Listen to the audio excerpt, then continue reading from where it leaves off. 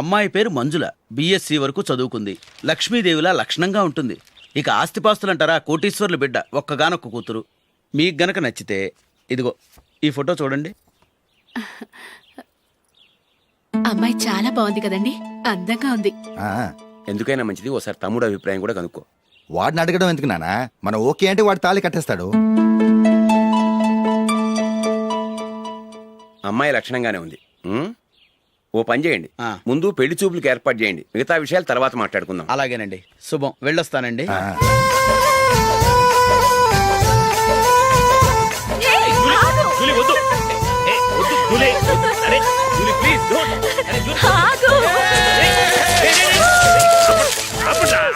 ఆపండ్రా, ఇంకా confirm కాలేదురా. Julie, నువ్వు అమ్మాయిని చూసి నచ్చిందంటేనే నేను తాళి కడతాను. నాకు నచ్చలేదంటే నువ్వు అలా అనవు, నీకు నచ్చుతుంది. చూద్దాం. చూడు రే, అమ్మాయిని చూడటానికి మీరు నాతో వస్తున్నారు. Okay okay okay.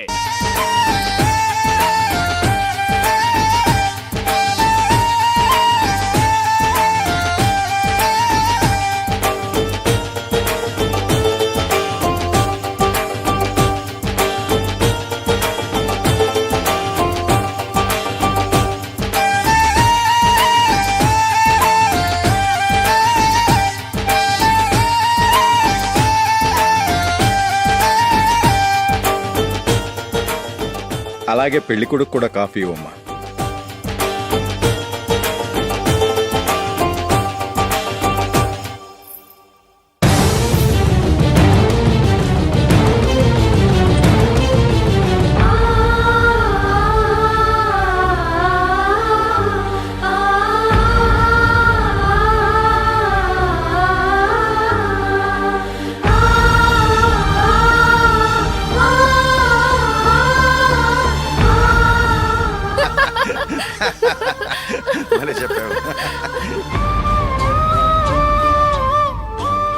పెళ్లి కొడుకు అన్నయ్య గారికి కూడా కాఫీ ఇవ్వమ్మా.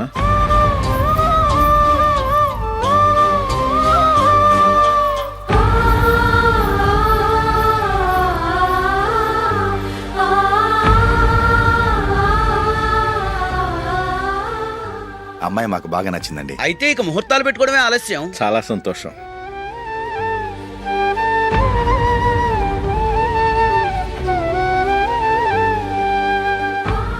పేరయ్య గారు, పెళ్లి కొడుకు అన్నయ్యకి ఇంకా పెళ్లి కాలేదంటగా?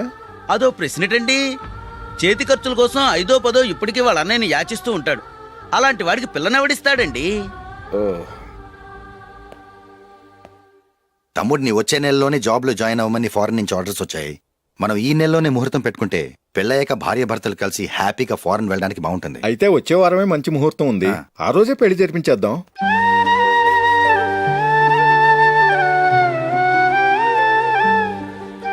సారీరా,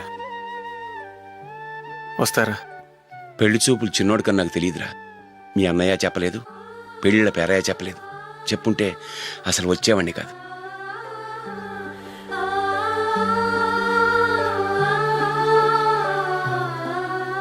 పోతే పోయింది వెధవ సంబంధం.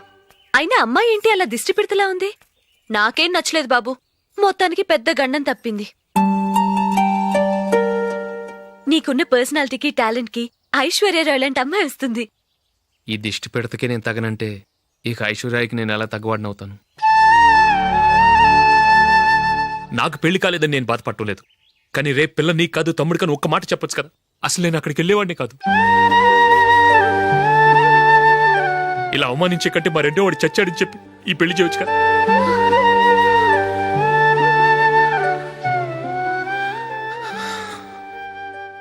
చూడశోక్, జలపాతం చూసేవాడికి కింద పడిపోతున్నట్టుగా కనిపిస్తుంది, కాని అది మరుక్షణమే పరవళ్లు తొక్కుతూ నదిగా పరుగులు పెడుతుంది. నిన్ను చూసేవాడికి నువ్వు తక్కువగా కనిపించొచ్చు, కాని నువ్వు ఎంత ఎత్తు ఎదుగుతావో నాకు తెలుసు. ఇది నీకు అవమానం కాదు, నువ్వు ఎదగటానికి ఉపయోగపడే అనుభవం. ఈ రోజు కాకపోయినా ఏదో ఒక రోజు నువ్వు క్రికెట్లో పెద్ద ఆటగాడివవుతావు. ఈ రోజు నిన్ను చూసి అవమానించిన వాళ్ళందరూ ఆ రోజు నిన్ను చూసి సిగ్గుతో తలదించుకుంటారు.